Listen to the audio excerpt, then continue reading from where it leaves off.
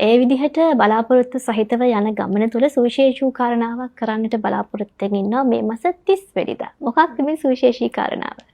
ඇත්තටම මම හිතන්නේ මේක ලංකාවේ කිසිම දවසක කවුරුත් කරපු නැති වැඩක්. ඒක අනිවාර්යයෙන් මේ විදිහට වෙන්න ඕනි. මොකද මම හිතන්නේ නැහැ ලංකාවට ලෝක කුසලානේ ගෙනාපු ක්‍රිකට් කණ්ඩායමේ අති විශිෂ්ට ක්‍රිකට් ක්‍රීඩකයින් එක්ක සාමාන්‍ය ක්‍රිකට් ක්‍රීඩකයෙකුට සෙල්ලම් කරන්න අවස්ථාවක් ලංකාවේ කිසිම තැනකදී හම්බෙලා තියෙනවා කියලා. ඉතින් අන්න ශ්‍රී ලංකා ටේබල් ආයතනය විසින් ඒ අවස්ථාවත් අපි ගෙනල්ලා තියෙනවා. ඒ වගේම විශේෂයෙන් මතක් කරන්න ඕනි 1996 ලෝක කුසලානේ ලංකාවට ගෙනාපු අර්ජුන රණතුංග මහතා ඇතුළු ඔහු සමග ක්‍රීඩා කරපු විශිෂ්ට ක්‍රිකට් ක්‍රීඩකින් රැසක් සමග ලංකාවේ දක්ෂ කලාකරුවන් එකතු වෙලා අපේ ශ්‍රී ලංකා ජාතික ටේබල් කණ්ඩායමේ ක්‍රීඩකින් කිහිප දෙනෙකුත් එක්ක T10 තරඟාවලියක් සංවිධානය කරලා තියෙනවා. ඒක මේ මාසේ 30 වෙනිදා මොරටුව ද සොයිසා ක්‍රිකට් ක්‍රීඩාංගණයේදී පවත්වන්න සියලුම කටයුතු සූදානම් කරලා තියෙනවා. ඉතින් එදාට ලොකු වැඩක් එතනදී සිද්ධ වෙන්නේ.